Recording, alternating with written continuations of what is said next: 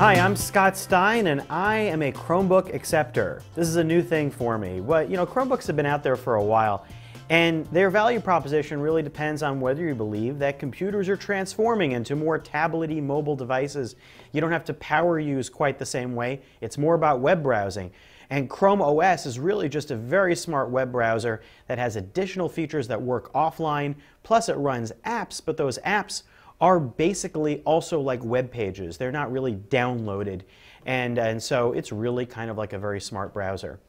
It all comes down to the price and the features. Well, the Acer Chromebook C720P is probably my favorite Chromebook that I've seen. Why? Well, it has a touchscreen right here. Now, do you need a touchscreen on a Chromebook?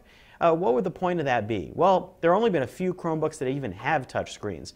The Chromebook Pixel, which is over $1,000, was the prime example. But usually, a lot of these have been like netbooks. Really low-end processors, basic onboard storage, doesn't really do much, and cost about $200-ish in that range, about what you would pay for a netbook in the past. And why would you do that if the battery life and the performance weren't up to par?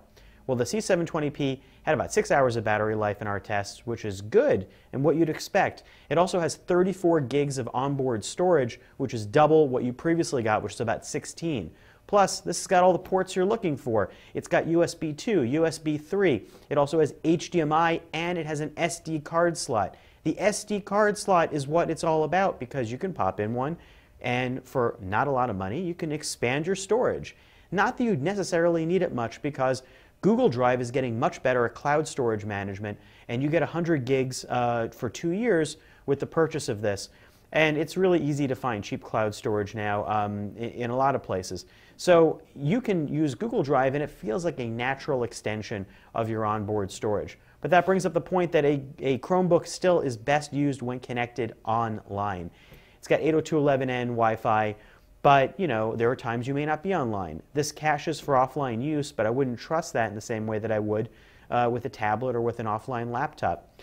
But if you're looking for something, this is $299 with a touchscreen, and you're looking for something that price that can be a household laptop-like device that allows you to basically do everything you'd want to do and have touch for when you need it, maybe for apps, maybe just because you like the feeling of browsing like that, for future evolving in Chrome, and you're not paying up too much for it.